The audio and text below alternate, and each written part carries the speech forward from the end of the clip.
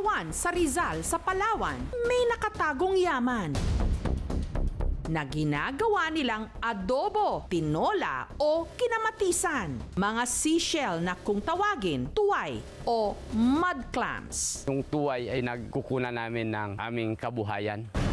Pero sa ilog na ito sa Sitio Calawiton, hindi lang tuway o mud clams ang marami. Pati na rin, buwaya na siya raw umatake at sumakmal sa kaliwang braso ng isang ginang matapos nitong manguha ng tuway. Nakikita ko po yung bunga niya.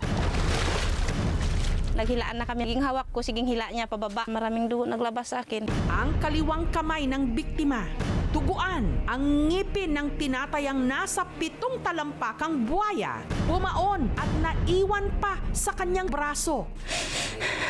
Paano na kaya sila ngayon kukuha ng ipang-uulam na tuway kung sa ilog mamemeligro naman ang kanilang buhay?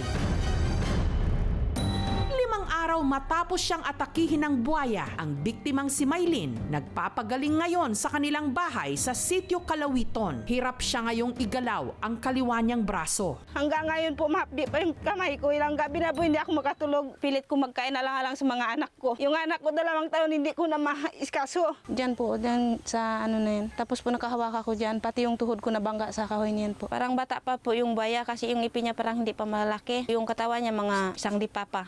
Alas 4 ng hapon nitong Miyerkules, nung nanguha raw sila ng kanyang anak ng tuway sa ilog. Nailako ko sana, tapos yung anak ko nagahingi pa. Sabi ko, anak, wala problema, yung gawa natin ng paraan. Nagpunta ako sa ilog, inugasan ko po yung plastic. Ang hindi nila alam, sa hindi kalayuan, meron palang nagmamasid. Wala pa po 1 minuto, nagsulpot na yung buwaya. Na nakikita ko pa yung bunga niya, sakmal. Hanggang sinakmal na raw ng buwaya ang kaliwa niyang kamay. Naghilaan na kami. Siging hawak ko, siging hila niya pababa. Maraming dugo naglabas sa akin. Ang mister ni Maylin na si Endeng, narinig ang hiyaw ng misis sa hindi kalayuan, kaya agad siyang sumaklolo. Pagkita ko doon yung baya, tinadyakan ko na bago magalit siya. Hindi rin ako matakot. Pagkakita kong kay Maylin, parang matutumba na, hinawakan ko siya, malala yung pagkaramdam niya. Si Maylin agad itinakbo sa ospital sa bayan ng Rio Tuba na mahigit 1 oras ang layo mula sa Rizal. Sa mga nakalipas na taon, makailang ulit na ring may napaulat na inatake ng buwaya sa bayan ng Rizal. Agosto nito lang nakaraang taon, isang 10 taong gulang na bata na si Longlong ang sinakmal din ng buwaya. Ang laki, oh, hala! Hala, grabe, oh, naglangoy-langoy pa siya, oh, parang wala lang, oh.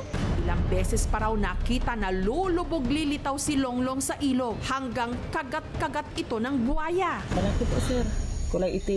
Tangay-tangay pa rin yung short ng bata. Tayo ngayon balahibo namin pag nakikita namin agad. Samantala, agad in-x-ray sa ospital ang kaliwang braso ni Maylin. Nakita sa kanyang sugat ang bumaong 2 maliit na ngipin ng buwaya. Merong 2 ngipin na naiwan. Yung isa, mga 2 centimeters. Yung isa na nakabaon, mga 1 centimeter lang. First, naglinis muna kami ng sugat. Then, yung isang ngipin na nakausli na, yun yung naghiwa ako ng konting skin para mailabas siya. Kasi may portion doon na sa ngipin niya na nakatago pa doon sa ilalim ng skin. Then, yung isang malalim, yun yung kailangan ng wound exploration. Kasi medyo nasa bandang muscle na siya. Ito po yung isang ngipin na superficial, mga 1 to 2 cm ang laki niya. Nasa lateral aspect, distal third of the radius. And ito po yung mas malalim na nasa muscle area, mga 1 centimeter po ang laki niya. Hindi na ako nagimik. Sabi ng nurse, kunin mo pa yung ngipin ng buwaya, gawain mo ng ajimat. Sabi ko, hindi na, ma'am. May kakayanan po ang subcrocodile na bumaon ng ngipin sa biktima kapag ito ay may lakas na rin na halos estimated natin mga 2 tao. Kapag nakagat ng isang buwaya ang tao, no, ay hindi maaaring mapasa ang rabies virus kasi hindi pwedeng magkaroon ng rabies ang buwaya. Iniingatan natin naman sa mga ganyang bagay in general ay yung tetanus. Kapag tayo po ay na-tetanus, medyo delikado po yun kasi pwedeng yung mga muscles natin na ginagamit sa paghinga ay pwedeng ma-paralyze. Nilinis namin mabuti to prevent infection, then nag-load kami ng antibiotics. Ang ilog kung saan nangunguha ng tuway ang mga residenteng katulad ni Maylin, matagal na raw pugad ng mga buwaya. Last year, meron rin pong mga insidente ng pag-atake po ng buhaya. Natatakot na. Ang tanong ngayon, paano pa sila kukuha ng ipang-uulam at ikabubuhay kung nanganganib naman sila sa mga buwaya? Wala po ako magawa. Iwasan ng buhaya. Kasi wala po kami hanap buhay. Sabi dito po mahirap. Wala kami po hanap buhay kung hindi sa ilog.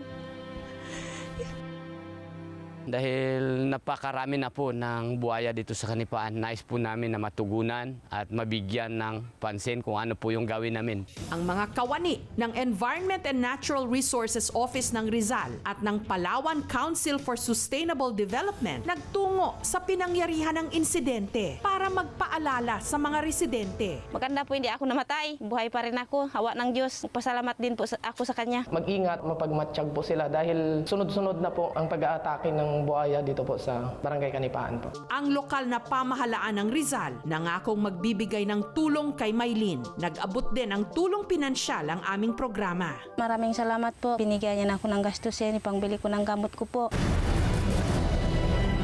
Sa ilog, meron silang makakain. Sa ilog, pwede ring sila ang kainin. Thank you so much mga kapuso. Kung nagustuhan niyo po ang videong ito, subscribe na sa GMA Public Affairs YouTube channel.